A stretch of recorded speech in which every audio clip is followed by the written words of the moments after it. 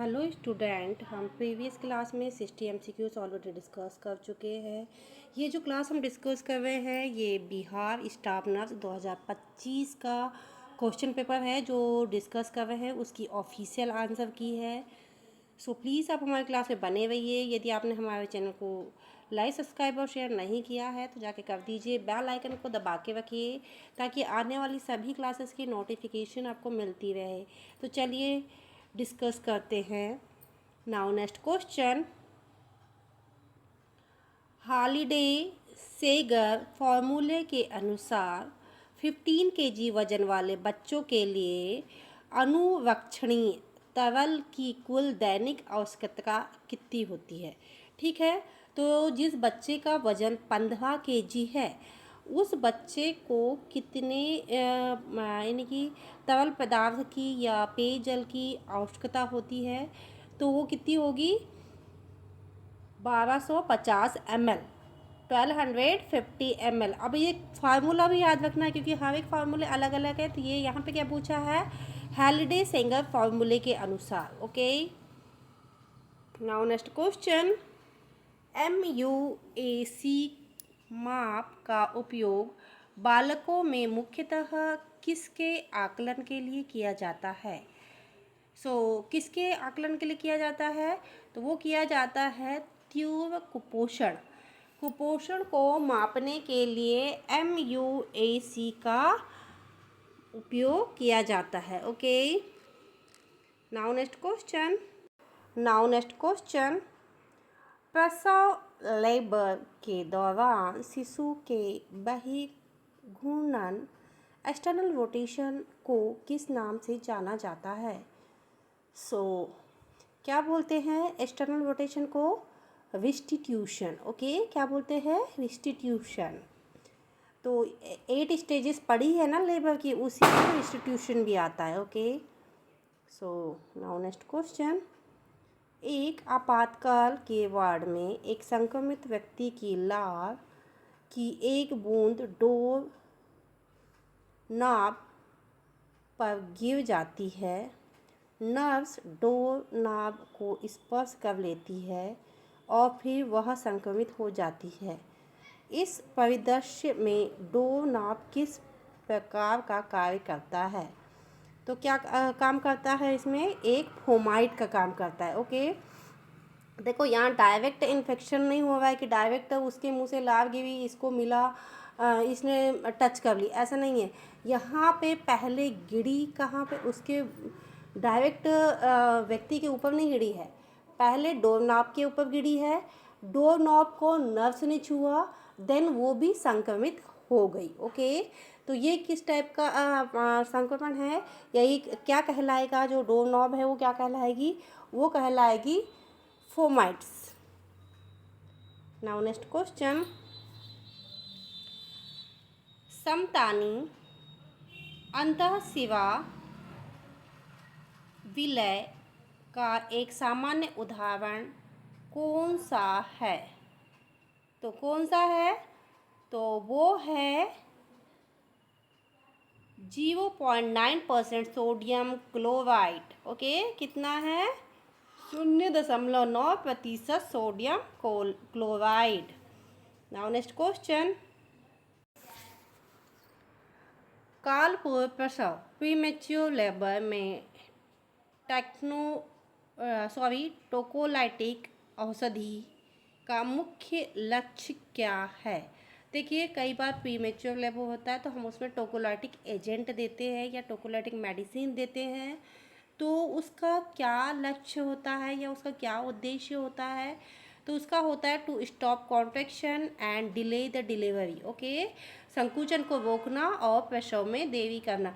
अब देखिए, premature baby है तो बहुत सारे कॉम्प्लिकेशंस होंगे, तो इसके लिए हमको क्या करना है कि अभी बाहर आया नहीं है बेबी, तो हमको क्या करना है कि उसकी जो डिलीवरी है उसको डिले करना है, लेट करना है, ताकि वो अपना समय पूरा कर सके। यदि भ्रूण अंदर पूरा करता है, ठीक है, तो क्या होगा कि बच्चा अंदर ही मैच्योर होके निकलेगा। तो यदि बच्चा अंदर मैच्योर करना है तो उसको लिए क्या दिए जाते हैं, टोकोलाइटिक एजेंट। ओके, जैसे 1 मंथ कम है, 2 मंथ का है, किसी किसी को नहीं होता 6 मंथ में भी पानी जाने लगता है, किसी को ब्लीडिंग होने लगती है, किसी को 3 मंथ्स में भी ब्लीडिंग होती है। तो उनको कौन से एजेंट दिए जाते हैं?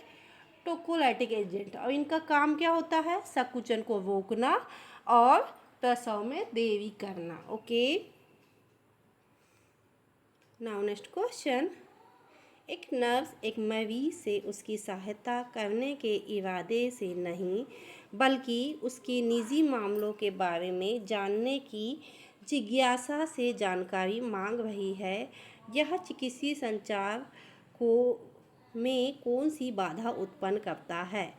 तो देखिए, यहाँ पे हम उनकी पर्सनल जो कहना चाहिए इंफॉर्मेशन डाटा कंप्लीट करने के लिए या फिर हमारे उपयोग के लिए ना करके कुछ अपने निजी मसले सॉल्व करने के लिए या फिर कुछ उनसे दुश्मनी निकालने के लिए लेते हैं, तो वो क्या कहलाता है? जांच संबंधी या फोबिंग कहलाता है। कौन सा बाधा उत्पन्न करता है ये चिकित्सा में? प्रोबिंग। ओके, जांच संबंधी। Now next question. प्रतिनिधित्व अध्ययन क्रॉस सेक्शनल स्टडी के संबंध में निम्नलिखित में से कौन सा कथन सत्य है? तो कौन सा कथन सत्य है? तो वो है एक ही समय में एक्सपोजर और परिणामों के बीच संबंध की जांच। तो ये जो कथन है ये सत्य है क्रॉस सेक्शनल स्टडी में। ओके, अभी हम किस सब्जेक्ट के बारे में डिस्कस कर रहे हैं? क्रॉस सेक्शनल स्टडी काम में आती है, वो आती है रिसर्च में। Now next question. राष्ट्रीय टीकाकरण कार्यक्रम नेशनल इम्यूनाइजेशन शेड्यूल के अनुसार हेपेटाइटिस की पहली डोज का समय, अधिकतम आयु और देने का मार्ग निम्नलिखित में से क्या है? तो क्या है? हेपेटाइटिस बी कब दिया जाता है? जन्म के समय 24 घंटे के अंतःपेशी मार्ग से दिया जाता है। जन्म के तुरंत बाद से लेके 24 घंटे के भीतर अंतःपेशी मार्ग से दिया जाता है। Now next question. IMNCI रंग संकेतक पद्धति में निम्नलिखित में से कौन सा रंग संकेत यह दर्शाता है कि बच्चों को चिकित्सालय या इनपेशेंट केयर में तत्काल रेफर किया जाएगा? तो वो कौन सा कलर है? गुलाबी। ओके, कौन सा? गुलाबी। गुलाबी कलर का मतलब है कि पेशेंट को तत्काल रेफर किया जाना चाहिए। Now next question. बाल्यकाली हकलाहट। ओके, बाल्यकाली हकलाहट का अभिलक्षण निम्नलिखित में से क्या है?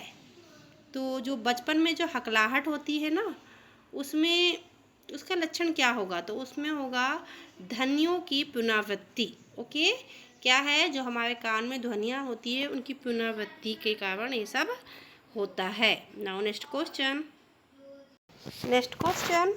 नमूना पंजीकरण प्रणाली SRS रिपोर्ट के अनुसार वर्ष 2021 में भारत की शिशु मृत्यु दर प्रति 1000 जीवित जन्मों पर एक वर्ष में निम्न आयु में मृत्यु कितनी थी? तो यहाँ पे बताना है पूरे 1000 बच्चों पे एक वर्ष में कितने बच्चे की मृत्यु हुई। तो कितने थे? 1000 में जीवित जन्मों पर 27 मृत्यु थी, यानी कि 1000 में 27 बच्चे क्या हुए? मर गए। Okay, now next question. सामान्य left ventricular injection fraction LVEF क्या होता है? तो वो क्या होता है?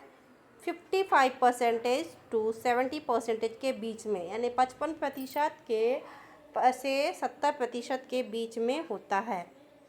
Now next question. Blood pressure cuff की स्पीतनशील थैली की चौड़ाई बहुआयाम की परिस्थिति की लगभग कितने प्रतिशत होनी चाहिए? तो कितने प्रतिशत होनी चाहिए? तो वो होनी चाहिए 40%। ओके, कितनी होनी चाहिए? 40%। Now next question.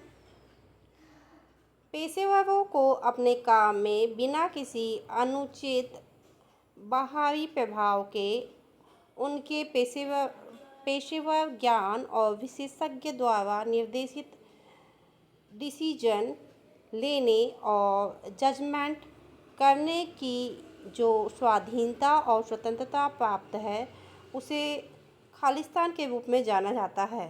तो वो जाना जाता है professional autonomy. Okay, professional autonomy के नाम से जाना जाता है। और हिंदी में बोलेंगे तो क्या है? पेशेवर स्वायत्तता। ओके, क्या है? पेशेवर स्वायत्तता। तो स्टूडेंट, ये थे बहुत ही इम्पोर्टेंट MCQ जो हमने बिहार स्टाफ नर्स के ऑफिशियल आंसर की से लिए हैं। इसमें रिमेनिंग MCQs हम नेक्स्ट क्लास में डिस्कस करेंगे। सो प्लीज़ आप हमारी क्लास में बने रहिए। यदि आपने हमारे चैनल को लाइक, सब्सक्राइब और शेयर नहीं किया है तो जाके कर दीजिए। बेल आइकन को दबा के रखिए ताकि आने वाली सभी क्लासेस की नोटिफिकेशन आपको मिलती रहे। और अभी बहुत सारी वैकेंसी निकली हुई है जिनके लिए एग्ज़ाम होने वाले हैं। सो प्लीज़ आप प्रिपरेशन जारी रखिए। Best of luck. Thank you for watching and Deepawali की आप लोगों को हार्दिक शुभकामनाएं।